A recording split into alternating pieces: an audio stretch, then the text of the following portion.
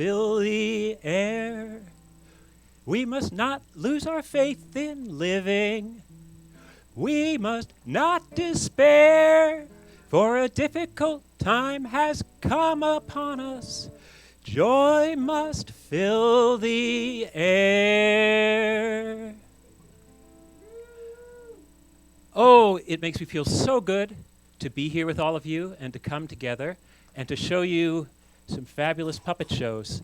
Our first puppet show is going to be put on by Kathy Fahey, who's come down from Baltimore, and it's called Twinkle, Twinkle, Little Star.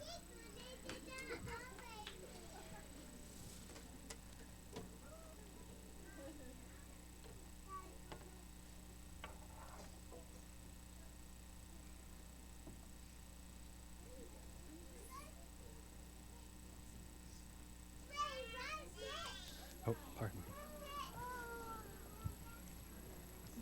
Hey, everybody. Thanks for coming. So, I'm Catherine Fahey, as Dave said, and Dirk is back here. He's helping with puppets. He's also going to do his amazing show with his daughter later. And this is a song that was written in England. Two sisters, a long, long time ago, wrote a whole book of songs, of nursery rhymes. And this one we still sing to this very day. Well, you guys are good audience.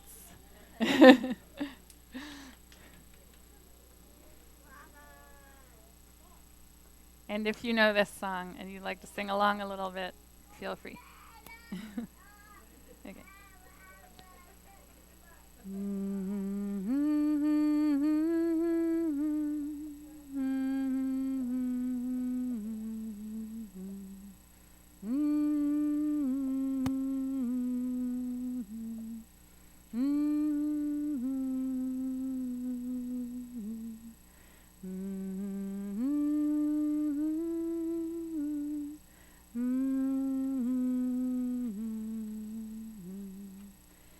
Twinkle, twinkle, little star, how I wonder what you are.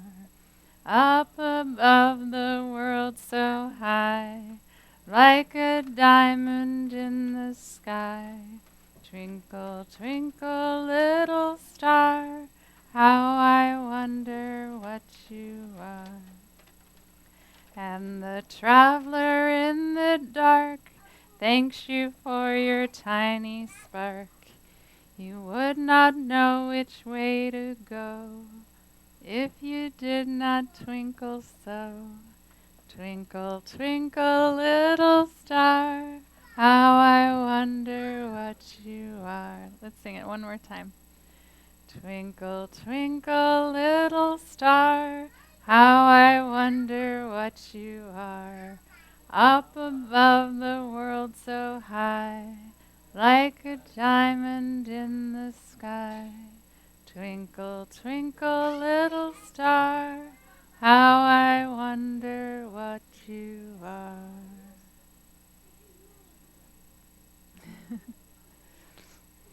Thank you.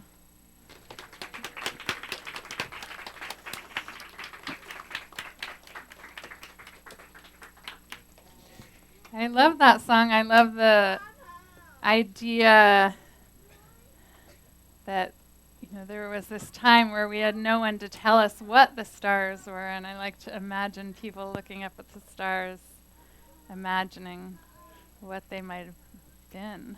It's such a mystery.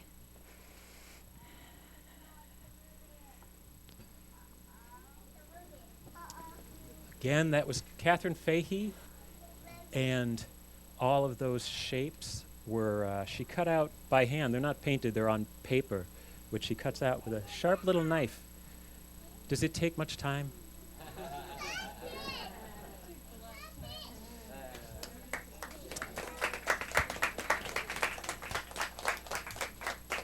Cecilia Cackley is going to take a moment to set up her show, and then we'll move on.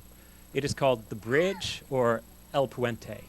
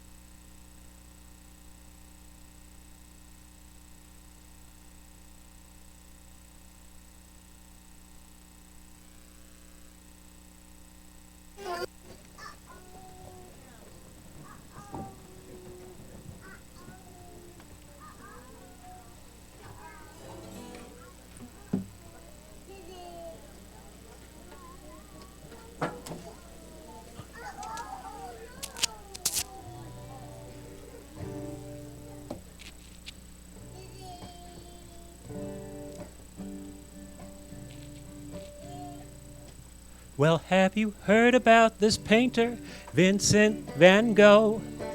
Well, he loved color and he let it show.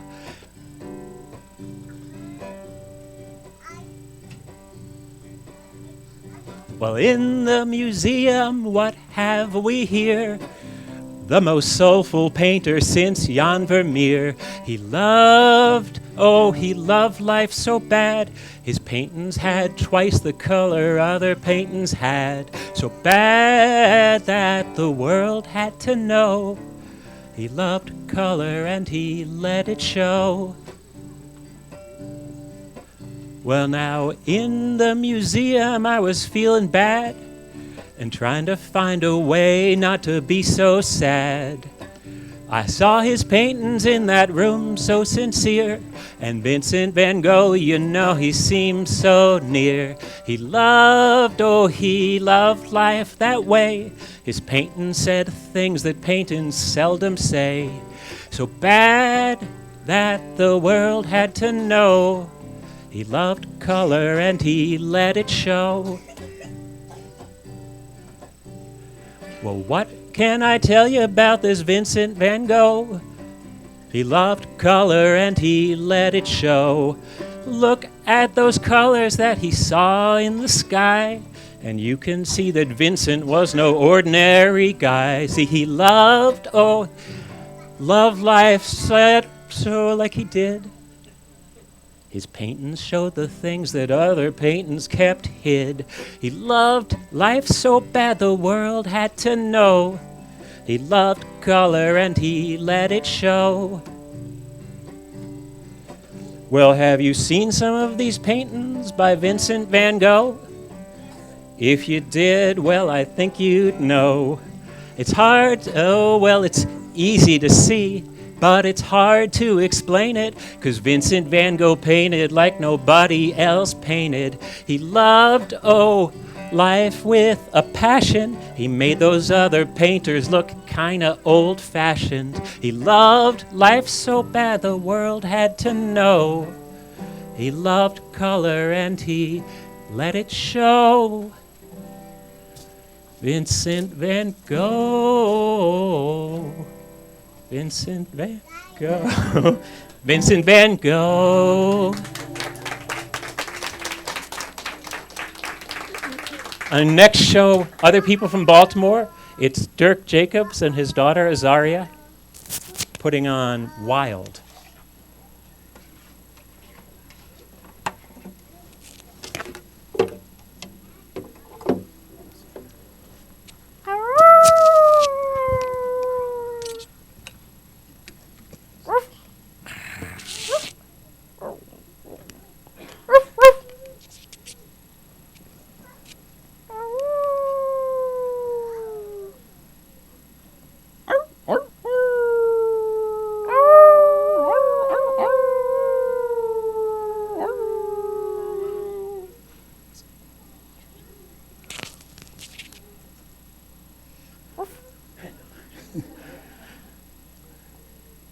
There was a tree, a pretty little tree, the prettiest little tree that you ever did see. And the tree was in the hole, and the hole was in the ground, and the green grass grew all around and around, and the green grass grew all around. Now on that tree, there was a little branch, the prettiest little branch that you ever did see. And the branch was on the tree, and the tree was in the hole, and the hole was in the ground, and the green grass grew all around and around, and the green grass grew all around. Now on that branch there was a little nest, the prettiest little nest that you ever did see.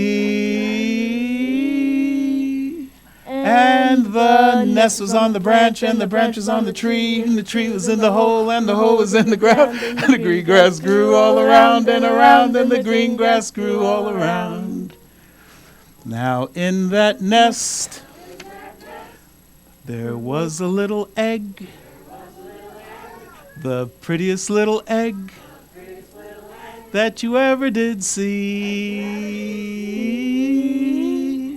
And the egg was in the nest, and the nest was on the branch, and the branch was on the tree, and the tree was in the hole, and the hole was in the ground. The green grass grew all around and around, and the green grass grew all around.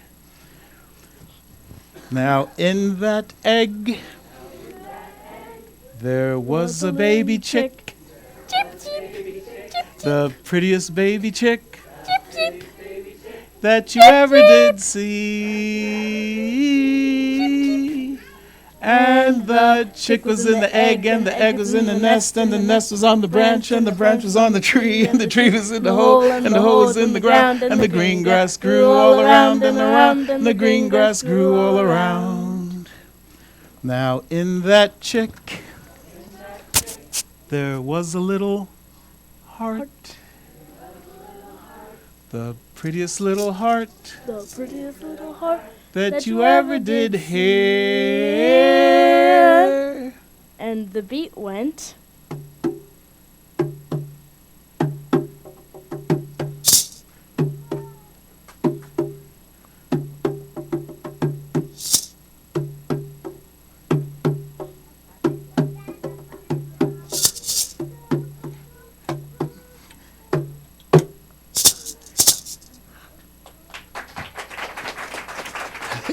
I can't.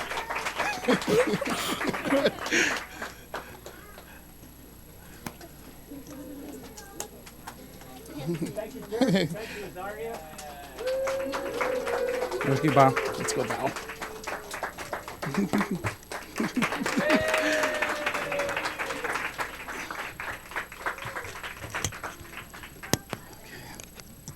And we will set up for our next puppet show, which is called... We'll set up for our next puppet show, which is called A Bunny Shouldn't Ever Have a Fox for a Pet.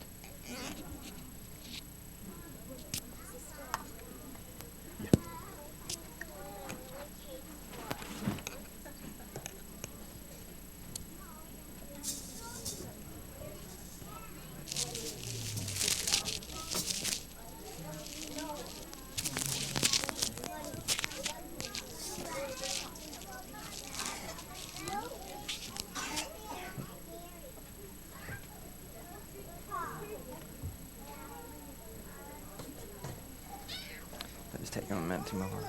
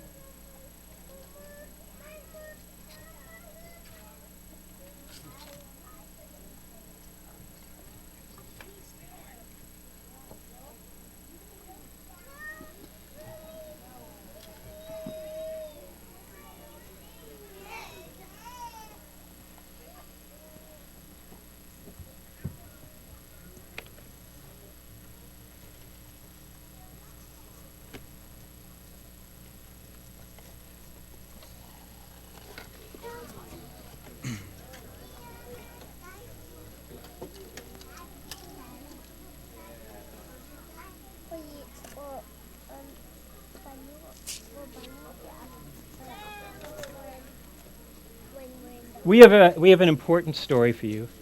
Yes. We're going to tell you a story that you should not forget. A bunny shouldn't ever have a fox for a pet.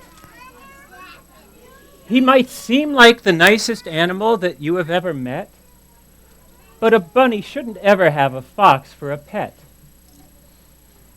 When he goes into the pet store to choose an animal to get, a bunny shouldn't ever have a fox for a pet.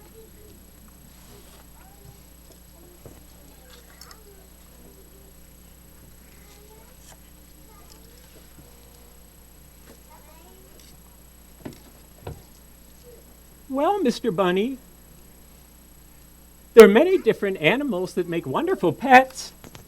A lot of people find parakeets to be lovely companions. No, that's not it. Oh, okay then. I'm not sure what you'll think about this, but a mouse is certainly a popular pet these days. Nope, nope, nope, nope, nope. Oh. Well, I can promise you that a turtle will be a faithful friend for life. Boring. Oh, well, I'm afraid that's about all we have to offer here, Mr. Bunny. Well, unless you might be interested in Fluffy here. Oh, yes! Yes! I can tell that he's the perfect pet for me. Come here, Fluffy. Come to Papa. Fluffy!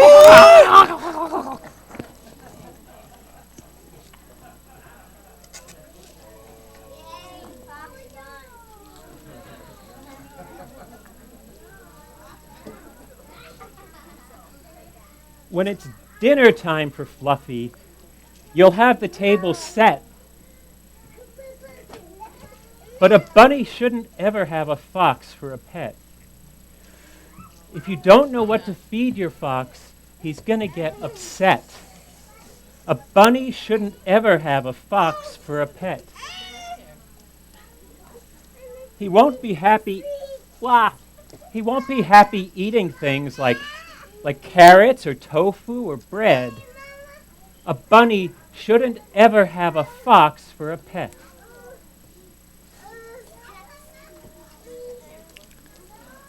Fluffy, dinner time. Look what I've got for you. Carrots. Maybe you need something more substantial. Like bread. Silly me. You were raised eating meat. You need lots of protein. Here is some nice, juicy tofu. Okay. Fluffy, you don't want carrots? You don't want bread? You don't want tofu? What do you want to eat?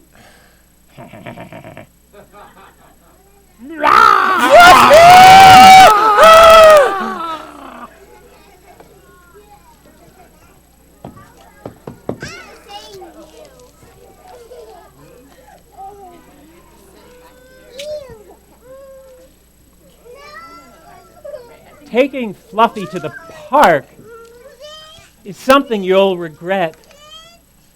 A bunny shouldn't ever have a fox for a pet.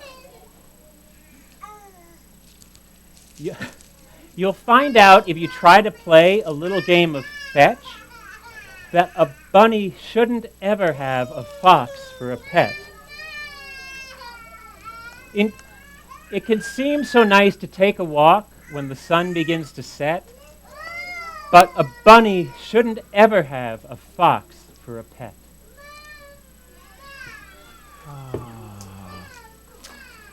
Fluffy, get the stick, Fluffy. Get the stick.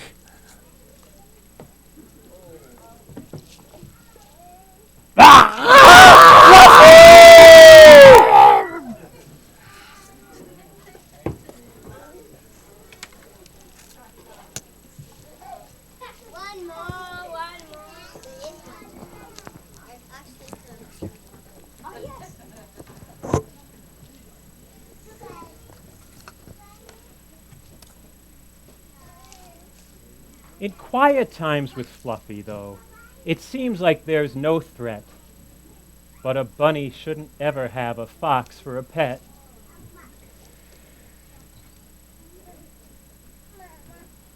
It can seem so calm and peaceful sitting by the TV set,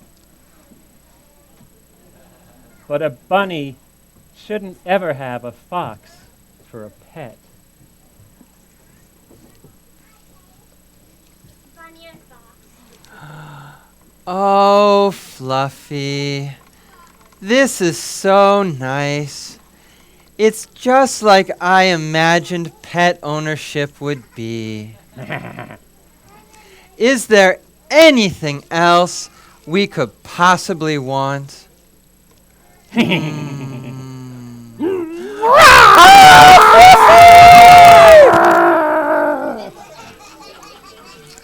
ready to dance.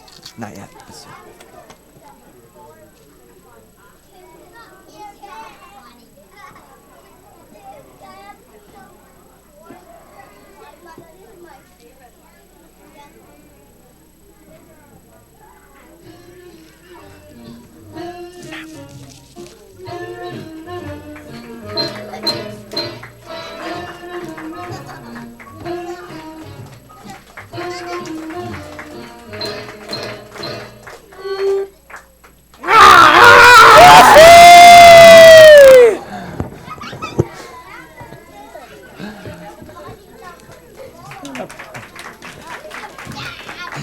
Thank you. This is Tim Hampton, and that's Raina working the tree.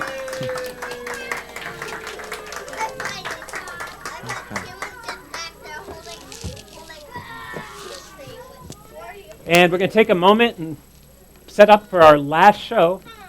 Oh, yes, our last show by Catherine Fahey.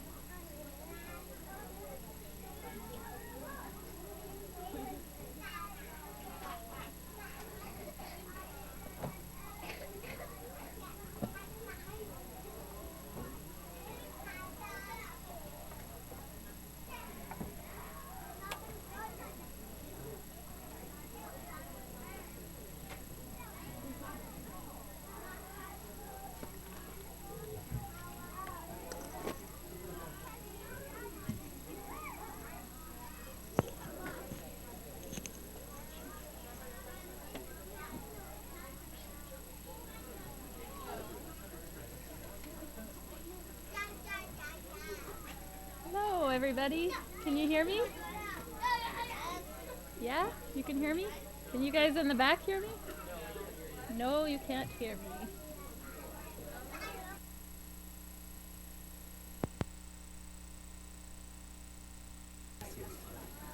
Where is In your mouth. How's that? How about now? Oh, good. Not used to all this technology. All right. How many of you have been to a puppet show before? Oh, lots of people. Cool. So you know that puppets are a very special kind of performer. And when we're a puppet audience, we have to remember that puppets are very small, right? Puppets, and they don't have eyes. They can't see you if you're smiling. They can't see you if you're frowning. But they can hear you. So we want to make sounds that the puppets can hear, right? So if a puppet does something that you think is really sweet and heartwarming, what sound would you make? Oh, good sounds. If a puppet does something atrocious, something you really don't like, what sound would you make? Oh, great. Okay. Okay, we're done with that sound. If a puppet does something really scary, what sound will we make? Oh, good. I'm glad you're good at that one. So, I think you guys are ready. We're going to do one more puppet show for you. And this is a great story that I just fell in love with. This is an African American ghost story from Louisiana. A ghost story. So, some ghost stories are really scary, right? This one isn't really that kind of ghost story. It's kind of a funny ghost story. But you'll see. And remember to let the puppets hear you. Okay, so this is a this is a story from Louisiana. All the way from Louisiana. Can anyone read this sign here? Oh, good job. I don't feel dead yet. And how does he look? Pretty dead, right? But he doesn't know. He doesn't feel dead. Okay.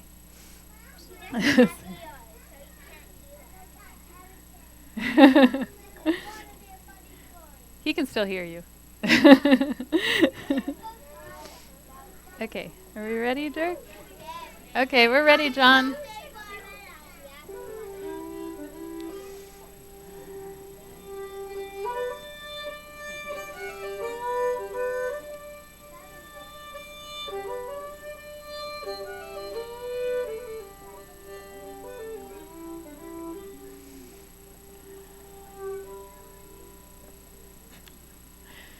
One morning, in a small shack deep within a Louisiana swamp, Sister Jones awoke with a start.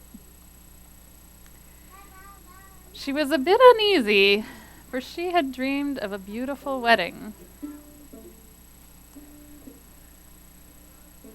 You see, she had been taught since the time she was little that to dream of marriage was a sure sign of death.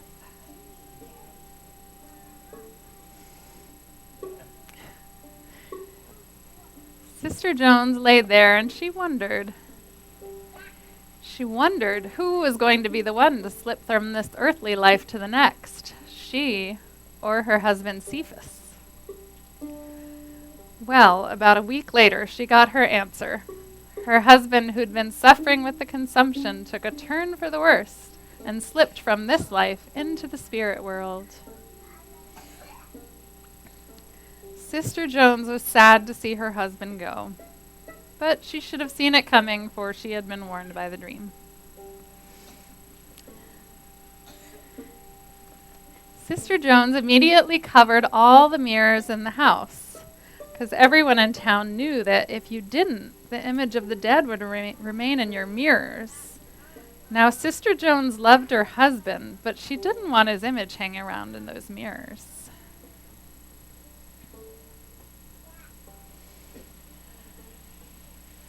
The next day, Sister Jones buried her husband. Now afterwards, she and the mourners were just sitting around the house talking about how they were going to miss poor old Cephas, stubborn though he was, when the front door blew open. A cold breeze filled the entire room, and in walked Cephas. He walked right up to the mourners and said, What's all this about? Y'all act like somebody's dead. Who's dead? Needless to say, by this time, all the mourners jumped up and ran clean out of the house. But the widow Jones, who was still very frightened, managed to blurt out, "Now, Cephas, you know you're dead. Why are you hanging around in the living room and not in the graveyard?" "Dead," said Cephas. "How come you say I'm dead? I sure don't feel dead." Well, the widow Jones was quite confused by now, so she simply told him, "You may not feel dead, but you sure look dead as can be. You should go back to the graveyard where you belong." Now, even though Cephas was dead, he was still very stubborn. And he moved closer to the fire, trying to warm his cold hands and feet. All the while, he gave the room an icy chill. And he'd sit by the fire, he's so stubborn, from sunup to sundown, day after day, rocking back and forth. Well, after a few weeks of this picture is a little scary. Cephas started to turn a funny gray color, and he looked real dusty.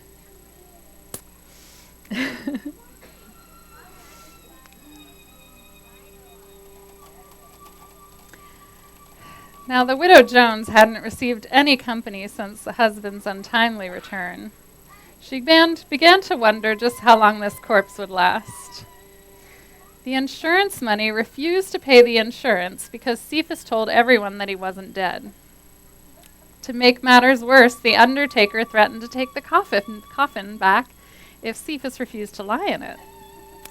Now the widow Jones needed that insurance money awfully bad. And what's more, she was getting really tired of her dead husband sitting around the house creaking and cracking. She tried to convince Cephas time and time again to get back into the grave. But each time he'd protest, "Leave me alone. I'm not going back to that burying ground until I feel dead, and I don't feel dead yet." The widow Jones just knew something had to be done. Well, Cephas had been sitting around the house about a month before one night the best fiddler in town built up enough nerve to go by and visit the widow Jones. The fiddler came in and sat on one side of the fire, and Cephas in his favorite rocking chair sat on the other side, rocking back and forth, still trying to warm his cold hands and feet. They exchanged glances and made small talk, as small as a human and a corpse could make. But after a few minutes of this, it was obvious that the two men were rather uncomfortable. By and by, Cephas blurted out, "All this sitting around is boring. Let's the three of us do something fun.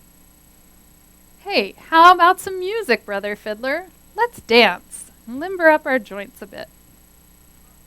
Well, still trying to get used to the fact that he was sitting talking to a corpse, the fiddler got out his fiddle. He opened up the case and took it out, and he started to play. When Cephas heard that music, he jumped up, shook himself about, and started buck dancing around the room. "Now that's more like it," he hollered as he skipped and pranced about, his old rotten bones creaking and cracking even louder than before. For a dead man, he sure could dance. In fact, he danced so hard that a piece of his arm flew loose and fell on the floor. At that, the fiddler stopped playing and said, "Good golly, look at that." The widow Jones grinned at the sight, an idea coming into her head. "Play faster," she demanded. And the fiddler played faster. And Cephas danced faster. He danced so fast that pieces of bone went flying everywhere. Now by this time, the fiddler was so scared he didn't know what to do, and the widow kept hollering, "Play faster, play faster." And the fiddler until all at once Cephas began to crumble to the floor into a big heap of bones. There lay the bones of Cephas, still as they could be. Except for his big old bald head, why it kept dancing all by itself, just dancing and grinning, bouncing all over the floor. And the widow kept hollering, Play faster! Play faster! But this time, the fiddler wasn't hearing any of that. He said, sorry, Sister Jones, I gotta run and get me some rosin for my bow. I'll be right back. Well, I'll have you know that fiddler ran out the door in a flash and has not been seen since.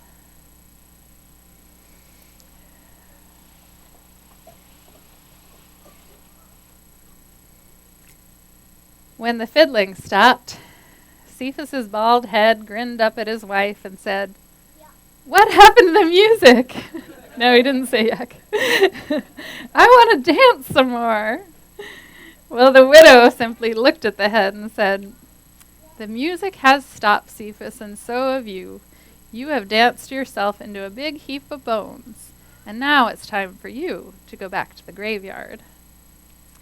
Well, Cephas's big old eyes looked around, and he noticed he didn't have a body. So he sighed a big sigh and said, "Okay, wife, I guess I do feel dead now. Go on and take me back to the graveyard."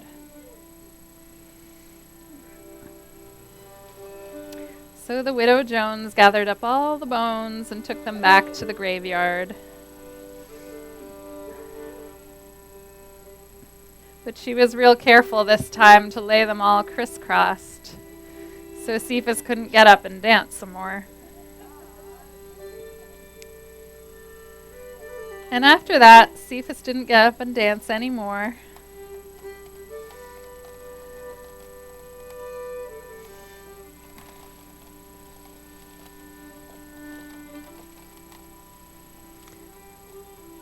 And it's sad to say the widow Jones remained a widow the rest of her days. Some folks think it was that dancing head that kept all the men away.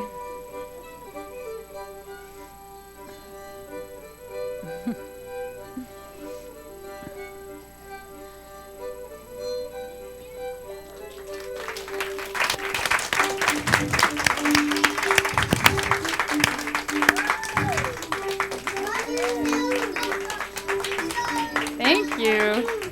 You guys are such a good audience. Thank you, Catherine Fahey. Please take a bow. Thank you, Cecilia Cackley. Azaria, and back here is Dirk Jacob. And Tim and Raina and I will take a bow.